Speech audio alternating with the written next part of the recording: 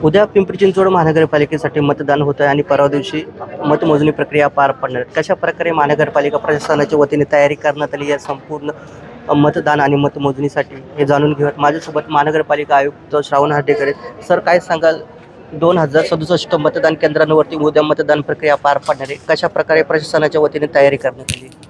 मतदानाची पूर्ण तयारी आता महानगरपालिका आणि पोलीस प्रशासन यांच्या एकत्रित एफर्टनी पूर्ण करण्यात आलेली आहे. 2067 मतदान केंद्र आमची तयार आहेत. त्यासोबतच 8 ठिकाणी स्ट्रॉंग रूम्स आमच्या सज्ज आहेत आणि त्याच्या लगेचच पुढच्या दिवशी म्हणजे 16 तारखेला काउंटिंग होणार आहे. त्यामुळे काउंटिंग हॉल देखील आपण पाहू शकता आमचे पूर्णपणे तयार आहेत. आज सगळ्या ठिकाणचं साहित्य डिस्पॅच झालेलं आहे. प्रत्येक मतदान केंद्रावरती ज्येष्ठ नागरिकांसाठी, दिव्यांग वोटर्ससाठी व्हीलचेअर असेल किंवा व्हॉलंटिअर्सची सुविधा केलेली आहे. त्यासोबतच पिण्याच्या पाण्याची, लॅम्पची, टॉयलेटची व्यवस्था सर्व केंद्रांवरती केलेली आहे. सर्व नागरिकांना आवाहन आहे की त्यांनी मतदान केंद्रामध्ये मोबाईलचा वापर अनुज्ञेय नसल्यामुळे कोणीही मोबाईल घेऊन येऊ नये, जेणेकरून कुठे अडचण तिकडे नागरिकांना होणार नाही. यासोबतच काउंटिंगसाठी देखील पूर्ण तयारी आमची पूर्ण झालेली आहे. साधारणतः 20 ते 22 काउंटिंगच्या राऊंड्स, फेऱ्या ज्याला आपण म्हणतो त्या दिवशी होतील. त्यामुळे 6 तास साधारणतः लागतील असा आमचा अंदाज आहे.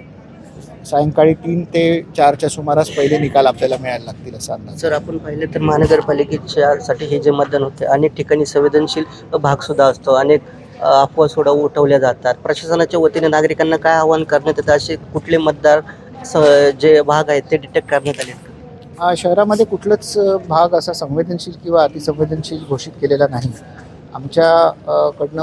परंतु काही जे मतदान केंद्र, एखाद्या लोकेशनवरती अधिक मतदान केंद्र आहेत, 15पेक्षा अधिक मतदान केंद्र जिथे आहेत, तिथे गर्दी मात्र निश्चित होईल. त्या अनुषंगाने तिथे लॉ अँड ऑर्डर होऊ नये किंवा गर्दी होऊ नये, ट्रॅफिकचा प्रॉब्लेम होऊ नये, याकरिता आम्ही पोलिसांबरोबर त्या ठिकाणी नियोजन करतो आहोत. ज्या ज्या ठिकाणी कुठल्याही मॉडेल कोड ऑफ कंडक्ट व्हायोलेशनच्या तक्रारी येतात किंवा कुठल्याही चुकीच्या गोष्टी घडत असतात, त्याच्यावरती आमची सर्व्हेलन्स टीम्स असतील, फ्लाईंग स्क्वॉड्स असतील, व्हिडिओ सर्व्हेलन्स टीम्स असतील, हे सगळे इमिजिएटली तिथे धाव घेतात आणि कारवाई करत आहेत. त्याच्यानी आमचं खूप चांगल्या रीतीनं कुठेही आचारसंहितेचा भंग होऊ नये याकरिता जॉईंटली पोलीस प्रशासन असेल किंवा एक्साईज प्रशासन असेल आणि महानगरपालिका यांचं एकत्रितपणे लक्ष आहे.